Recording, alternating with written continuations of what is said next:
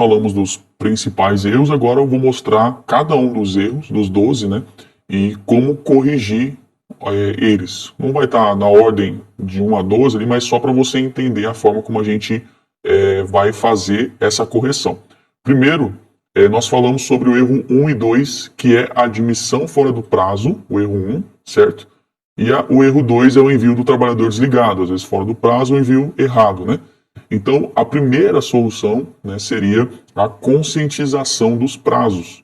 Eu sei que é algo redundante, né? Que eu já sei quais são os prazos, o envio, só que tem muita gente que ainda, né, o funcionário começa a trabalhar e esquece de mandar o envio. Aí quando ele vai ver a CTPS está desatualizada, está sem as informações. Então, é de extrema importância você ter fazer um informe, né, e enviar para todos os envolvidos no processo. Onde que começa o processo de admissão? No RH. Minha empresa não tem RH, então é no DP mesmo, é no escritório de contabilidade. Então precisa fazer um informe, um informativo e enviar para todos os responsáveis, seja o empregador, o RH, o profissional do departamento pessoal, o responsável pelo escritório de contabilidade, né, quem for a pessoa que vai passar esse processo para fazer a admissão ou o desligamento, certo? E feito isso, né, mandar esse comunicado, mandar esse informativo para que eles estejam conscientes com relação aos prazos, certo? E a segunda é você usar um checklist, você pode fazer um checklist e usar sempre que for executar uma dessas duas tarefas, né, que é a questão da admissão ou do desligamento. Então você pode, né, feito o informativo, você pode também fazer um checklist, né? Você pode pegar um checklist ali e ticando as informações para você não perder os prazos, né? Tanto o checklist na admissão quanto o checklist do desligamento. Então sempre que você for executar essa tarefa, né, admitir um funcionário novo ou fazer o desligamento, tem todo um processo. Bom, primeiro é o checklist da admissão. O checklist da admissão, a gente tem vários itens que precisa ser verificado antes da admissão do trabalhador. Às vezes não é só chegar lá com a CTPS, não é só chegar lá com o CPF, com os dados, né? Tem toda uma questão, é o consentimento por causa da Lei Geral de Proteção de Dados, né, da LGPD. Então, isso aí precisa ter um termo assinado, muita gente não se atenta, existem multas por causa desses dados sensíveis, né? A consulta qualificação cadastral dele, verificar os dados estão batendo, né? Você sabe, dentro do E-Social tem essa consulta. Se é o primeiro emprego, para fazer o cadastro do PIS, tá? Conferir ali a documentação básica, né? Que nem RG, CPF, PIS, o ASO admissional, né? Que a gente falou um pouquinho na aula passada também, que é um erro, né? Os exames complementares, se for preciso, tá? Aqui tem vários exemplos, vários itens que aí vai marcando, né? Sim, aqui é só um exemplo. Direito de insalubridade, se tem ou não, comprovante de escolaridade, residência, declaração com relação ao encargo do salário família para imposto de renda, autorização para admissão, quando tem cargo, salário, hora e tipo de contrato, então você vai ter a autorizaçãozinha, o código do cargo, que aí é o CBO também, certo? O horário de trabalho, e aí tem vários outros que você também pode ir incluindo nessa lista aqui, é só um exemplo, tá? Então ter um checklist te ajuda para você cumprir os prazos corretos. E aí tem um checklist também de desligamento. Bom, esse aqui que está na tela é o nosso checklist do detalhamento para o desligamento, né? Quando você vai fazer o desligamento, você precisa ter todo um passo a passo, né? Para você fazer um desligamento ali, não é simplesmente enviar a informação por E-Social. Então aqui é um exemplo, tá? Por exemplo, é você preparar ali o pedido de demissão para pegar as assinaturas, tanto do empregado ou do empregador, no caso depois, né, da rescisão, preparar o aviso prévio, avisar o setor da folha, né, que aquele empregado no próximo mês não vai estar mais ali, solicitar o extrato para fins rescisórios, encaminhar ali o trabalhador para o exame médico demissional, né, se precisar ele vai ter que fazer o toxicológico, né, de motoristas aí que são obrigatórios. Se o empregado está afastado, você tem que informar o término do afastamento antes do desligamento, certo? Em caso de término do contrato, preparar, né, o término com antecedência. Falecimento, certidão de óbito, enfim. Então aqui tem alguns detalhes, eu estou passando de forma bem rápida, mas isso aqui é só um passo, tá? São vários passos que você tem que fazer, que não está nem a informação do E-Social em si, tá? Mas é só para você começar e dar o primeiro start aí, para você resolver esses erros, certo? Outro erro que nós falamos também foi sobre o CBO errado, né, que dá aquelas situações lá com o conselho, com o CRC, com órgãos ali que tem a informação a título de nível, né, de maior grau, né, de instrução em si. Então, para você fazer um passo a passo, o primeiro passo seria você conhecer quais são os CBOs, né, que precisam de curso superior. Tá? Então, você, não, esse aqui precisa, esse aqui é administrador, não é qualquer administrador, esse administrador aqui, ele é para nível superior, é para quem tem o registro no órgão. Beleza, então, esse caso eu já não uso eles, certo? Então, você faz essa lista, faz esse levantamento de CBOs para identificar o que pode e o que não pode ser utilizado dentro, né, do escritório que você trabalha, da empresa que você trabalha, certo? E aí você tem que fazer a alteração nos empregados que está incorreto, tá? Na verdade, isso aí vai ser uma retificação. Porque se está errado, você não vai enviar para o e-social, como, por exemplo, um evento 2206, que é de alteração contratual. Você vai ter que retificar o 2200. Mas já mandei um monte de evento, já mandei várias coisas. Sim, mas de toda forma, você vai precisar fazer a retificação, porque você não está alterando. Ele não estava numa determinada função e mudou. Você vai estar retificando, certo? Então, esse seria o primeiro passo. E também, aqui, né, nos slides, eu tenho uma lista de CBO. Tá? Eu vou abrir para você dar uma olhadinha aqui nesse link. Bom, eu estou aqui com o link, né, que eu cliquei ele dentro dos slides. Ele é o próprio Ministério do Trabalho, ele tem esse site aqui, que é o site específico para você fazer o levantamento e ter aí a informação com relação ao CBO. Então você vê que ele tem uma listagem aqui, ó, que é um arquivo em PDF. Ó. Você pode baixar essa listagem. Dentro dessa listagem vai estar todas as informações de CBO, todos os CBOs possíveis que tem aí. E todo ano, às vezes, muda alguma informaçãozinha, ou a cada 2 anos, às vezes dá uma alterada ali no CBO, deixa de existir, inclui novos, tá? Então, dentro dessa listagem, você pode fazer uma pesquisa, uma consulta para ver quais são os que existem. Porque dentro do sistema, às vezes, tem muito CBO lá e você fica meio perdido. Aqui você pode baixar esse PDF. Baixa o PDF. Eu já vi algumas pessoas que imprimiram, né? Que tem muito colaborador, às vezes imprime, vai riscando lá, né? Os que não podem ser utilizados. E ali você consegue esse caminho, certo? Vamos falar agora de mais 2 erros. O erro 4, que são os dados cadastrais desatualizados, e o erro 8, que é a confiança cega no sistema. A primeira coisa, você precisa conhecer todo o fluxo dos eventos do e-social. Como é que eu faço para saber se eu estou com o dado certo? Como é que eu faço para saber se eu não estou confiando 100% no sistema da Folha? Conheça qual é o fluxo que o e-social tem. Como assim? Da fase 1 à fase 4. Agora a fase de processo trabalhista também, né? Tem um fluxo no processo trabalhista. Mas toda essa fase, você sabe como é que é o caminho dela, né? Por onde ela vai, né?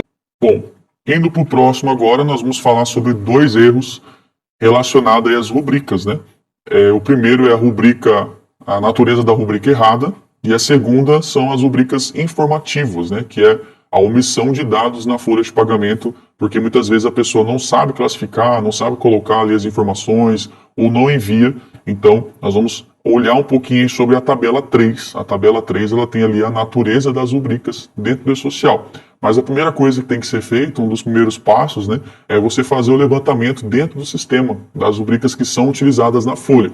Ah, meu sistema tem 1000 rubricas, mas não é tudo isso que é utilizado na folha de pagamento, né? Com certeza, você deve utilizar ali bem menos, dependendo do porte da sua empresa. Então, faz o levantamento dessas que são utilizadas. Por quê? O que aconteceu, gente, quando implantou a DCTF Web para valer, lá em outubro, né, de 2021? Aconteceu que muita gente ficou perdida, muita gente ficou ali desesperada porque não sabia que estava fazendo as informações erradas no e-social por causa das informações que não estava batendo com a Folha, não batia a Previdência com a DCTF Web, né? E o que vai acontecer, que eu prevejo, quando entrar o FGTS Digital, que é o tema da nossa próxima aula também, você vai ver que às vezes vai acontecer isso também, né? Vai estar um valor dentro do sistema e um outro valor diferente lá dentro do FGTS Digital. Por quê? Porque muitas vezes a rubrica que foi cadastrada pelo usuário ou alterada por ele vai estar com uma incidência errada ou a natureza vai estar errada também, certo? Então, é extremamente importante fazer esse levantamento dentro do sistema de folha das principais rubricas para ver se elas estão em conformidade com aquilo que é pedido, tá? E aí você vai fazer uma conferência, uma verificação na tabela 3, que é a nossa tabela, né, de natureza das rubricas da folha de pagamento. Feita essa conferência, e aí faz a análise das incidências, ok? Você vai lá, vai dar uma olhadinha nas incidências, ver se está certo o INSS, o FGTS, se é desconto, se é provento, se é informativa ou desconto informativa, por exemplo, né, que é a rubrica do dependente para o imposto de renda. Ele não aparece na folha, mas é uma rubrica desconto informativo. Né? No cálculo do imposto de renda tem que abater ali o dependente, né, dentro dos critérios. E aí depois você fez isso, ajusta dentro do sistema conforme a orientação que está na tabela, também das incidências, tá? E aí você precisa ter atenção para as rubricas informativas, né, que são essas que transitam na folha, mas não estão ali dentro do LERIT, né? De forma resumida, que é a grosso modo, né, explicando o que são elas, né, aquelas que já estão, que eu mostrei um pouquinho também lá na aula passada, tá? Na aula passada a gente falou sobre isso, então é importante você rever também a aula passada para você entender o que eu estou passando aqui também, certo? Ó, eu vou mostrar para você a tabela 3 do E-Social, tá? Para você ter uma ciência do que tem ali dentro dessa tabela. Bom, aqui na tabela 3, a natureza das rubricas da folha de pagamento, nós temos toda a natureza, as naturezas e as descrições de cada uma, né? Ela começa lá com o código 1000, que é o salário, vencimento, soldo, né? Que aí corresponde ao salário básico contratual do empregado, contratado de acordo com a CLT, e o vencimento mensal do servidor público e do militar. Aí tem ali o subsídio, a DSR e a explicação do que é aquela rubrica, certo? Aquela natureza ali específica. Então você vai ver que ele vai ter várias, desde férias, terço constitucional de férias, abono, terço sobre o abono, certo? Aí nós temos ali a licença prêmio, a informação com relação à compra de ações da empresa, outras verbas salariais. Muito cuidado em usar essas outras verbas aqui, tá? Primeiro veja se não tem alguma que se encaixa perfeitamente, né, no que diz respeito. A gente tem ali insalubridade, periculosidade, adicional de transferência, adicional noturno, gratificações, enfim. Aí vai ter a parte dos proventos, mas para baixo também tem a parte dos descontos, tá? Aí tem o auxílio babá, auxílio creche, né, que também teve aí mais uma inclusão, modificação na lei Emprega Mais Mulheres, né? Abono de permanência, ajuda de custo, ressarcimento, enfim, tá? Tem bastante naturezas aqui. Aqui ele começa alguns descontos, né? Mais embaixo ele começa as informações de desconto de férias, contribuição sindical, cesta básica, enfim. Aqui. Seguindo, outros dois erros, é o erro 7 e o erro 9, tá? Primeiro, burlar o fechamento da folha de pagamento, né? Folha de pagamento. E o erro 9, que são as alterações direto no portal do E-Social.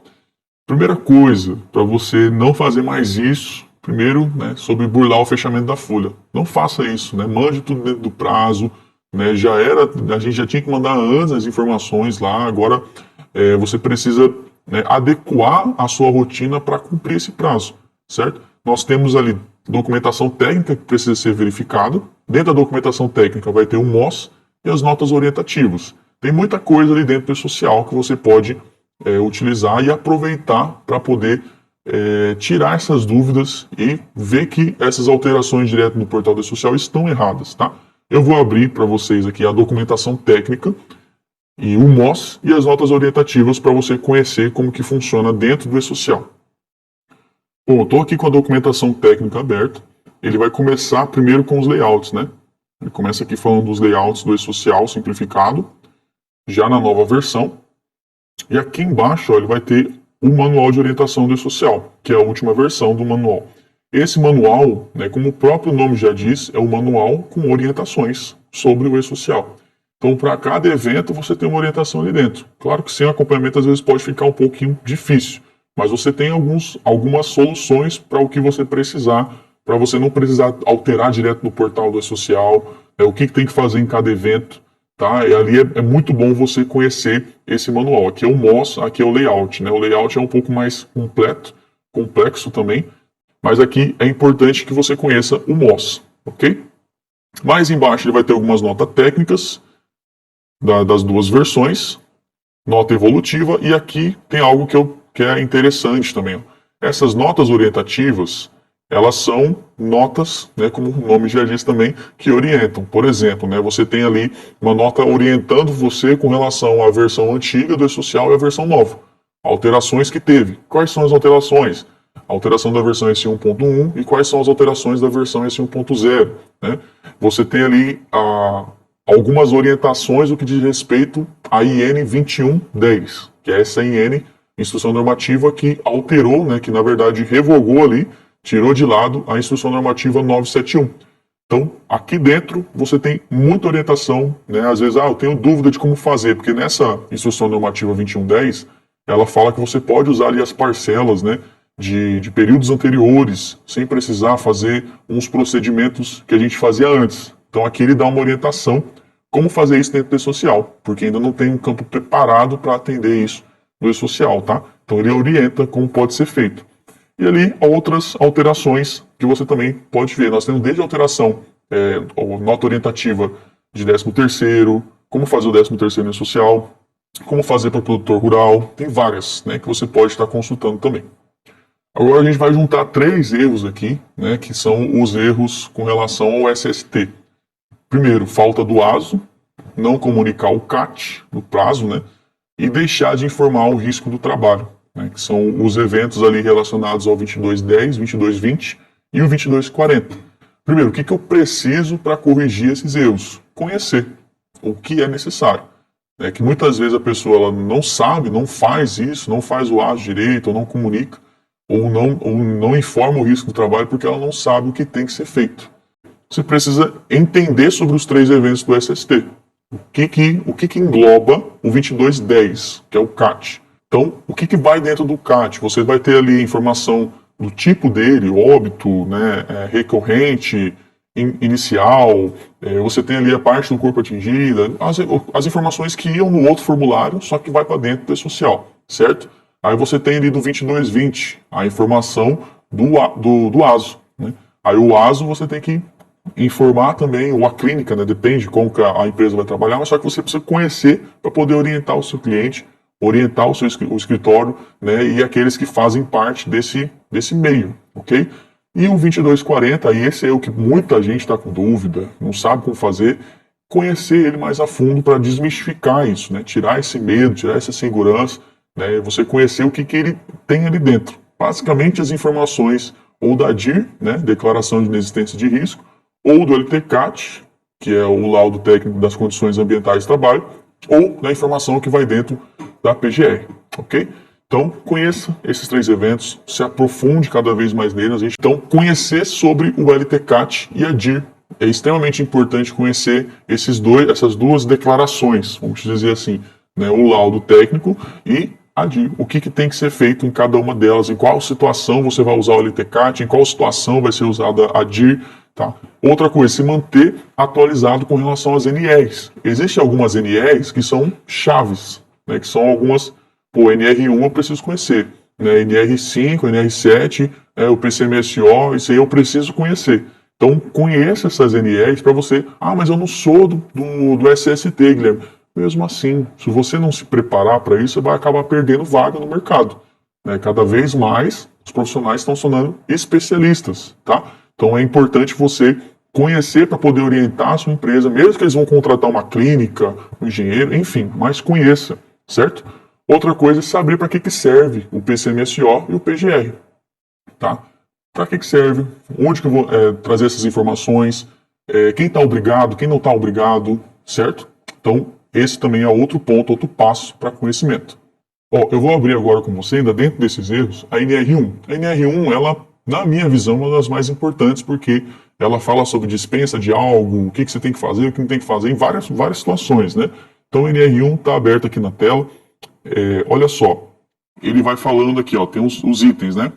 Campo de aplicação, competências e estrutura, direitos e deveres, gerenciamento de riscos ocupacionais, prestação da informação digital, né? Isso aqui é importante que ele vai falar da DIR, que é a Declaração de Inexistência de Risco, capacitação, treinamento diferenciado e tratamento diferenciado para MEI e EPP, né, que microempresa e empresa de pequeno porte são a maioria hoje no Brasil, né, MEI também, E é extremamente importante que você saiba o que fazer em cada um desses casos. Quando ela for MEI, o que eu faço? Quando ela for ME, o que eu faço? Como for EPP, né, empresa de pequeno porte. O que fazer? O que ela tem que declarar? O que não precisa? A NR1 ela traz essas orientações também, ok? Então a gente viu os 12 erros, né, e como solucionar cada um com um pontapé inicial, com o primeiro passo que você precisa se adequar. Viu como é super importante aplicar um método validado e comprovado para dominar de vez o social?